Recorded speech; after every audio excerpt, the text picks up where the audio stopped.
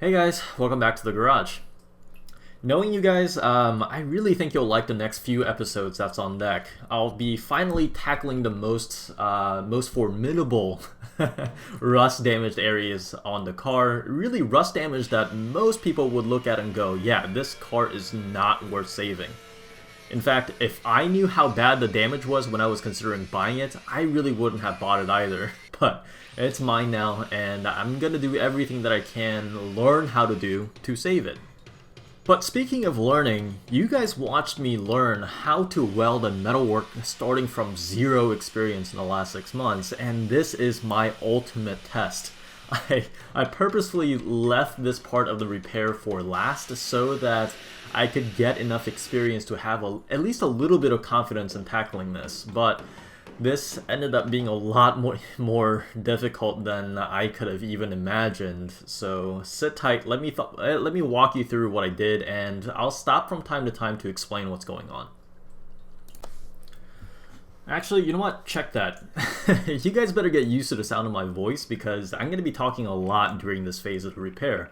And the reason for this is that I think I can actually be helpful.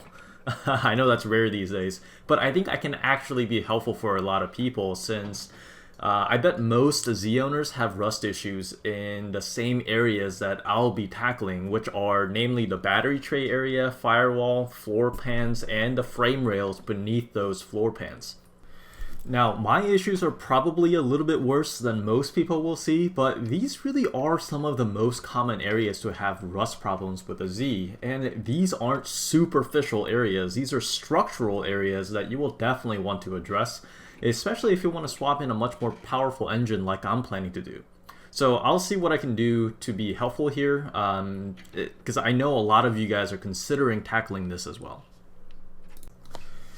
You can better tell the extent of the rust damage in this area when looking from below the car. The damage isn't just limited to right below the battery tray, the firewall is also significantly compromised, and to cause even more of a headache, the damage runs all alongside towards the frame rails, as you can see by the perforated sheet metal here. The giant hole was immediately obvious when I was inspecting the car, deciding if I wanted to buy it, but a lot of the other stuff was covered up by paint and rubber undercoating, and my novice eyes just didn't catch it, or I really didn't even consider how bad it could be downstream from this very obvious damage. Now, the good thing about this being such a common problem with Zs is that you can find prefabricated replacement battery tray area sheet metal to make this job a little bit easier. But there are some issues with this, which I'll talk about after I cut out some of this rust and clean this area up.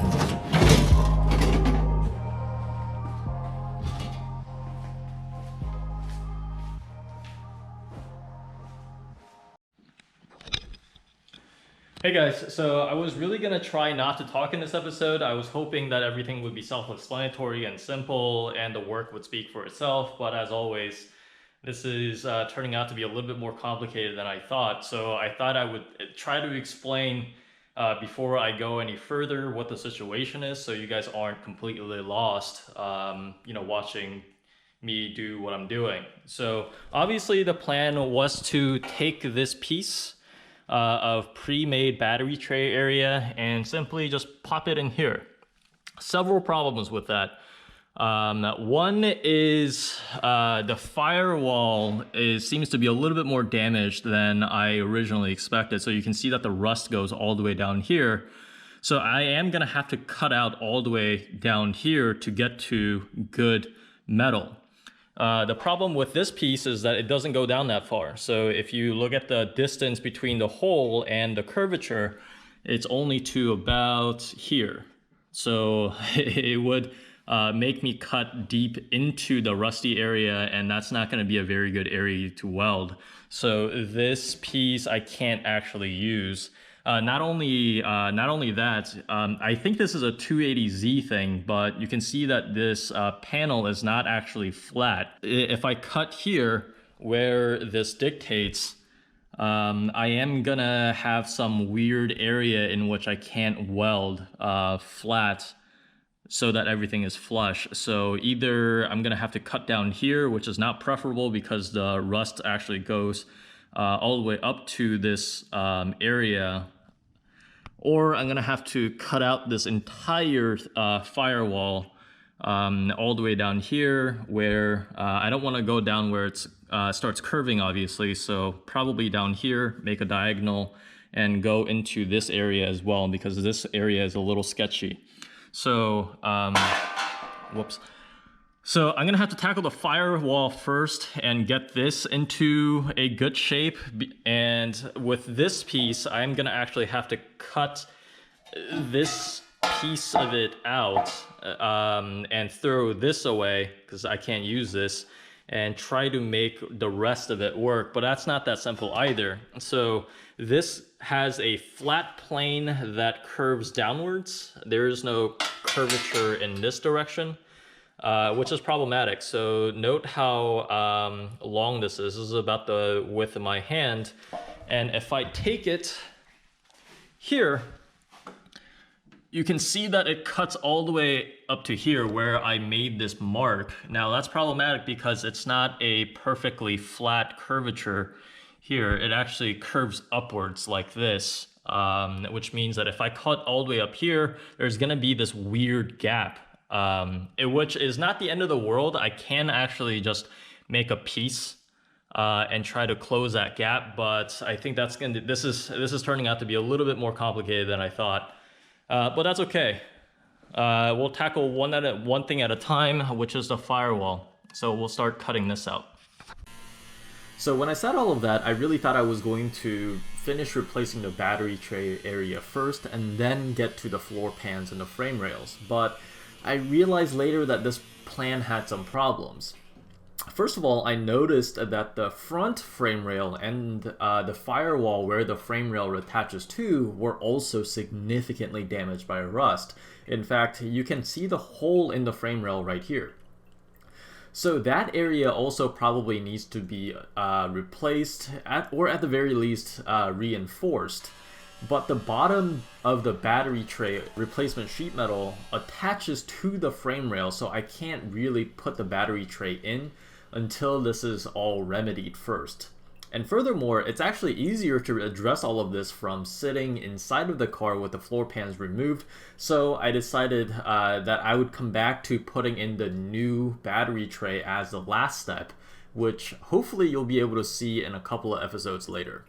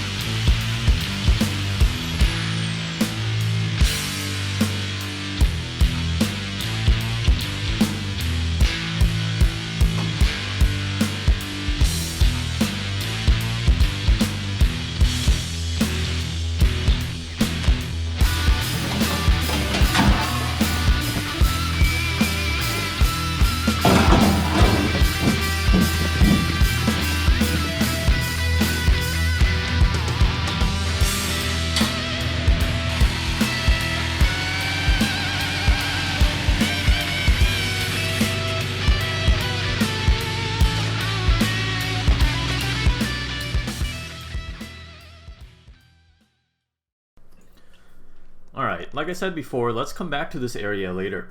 We got some other dirty work to do in the meantime though.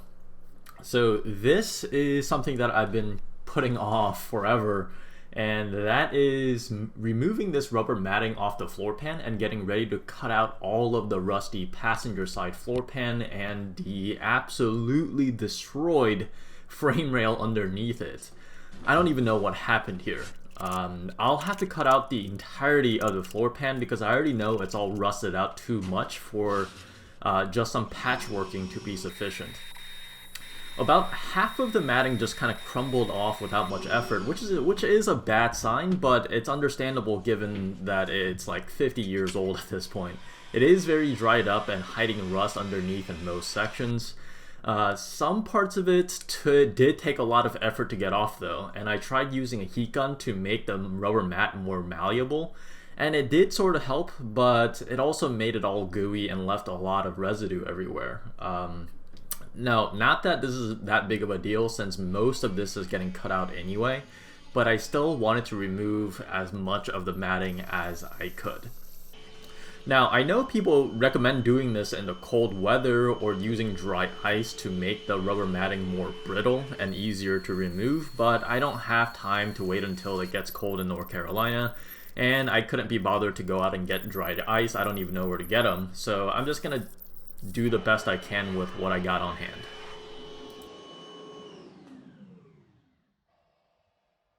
The water seeping in from both the firewall at the front and from the bottom of the car where the frame rails were caved in has really done a number on the floor pan. There's really big rust holes here, here, here, here, here, and even where there aren't any holes, if I just stab lightly in some places with a screwdriver, I can make a lot more.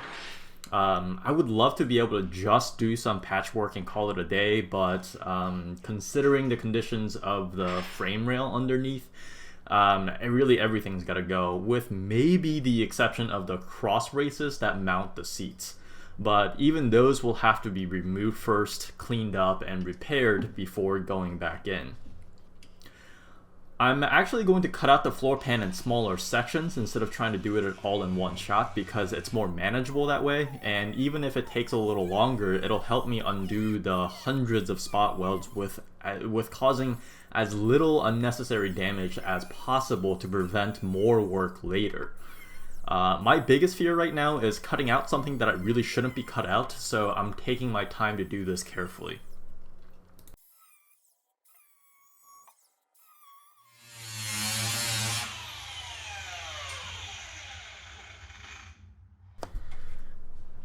If I were just doing patchwork to fix the floor pans, I would take care to remove what remains of the frame rail carefully from the floor pan, but all of this is getting replaced anyway, so most of it is just coming out together.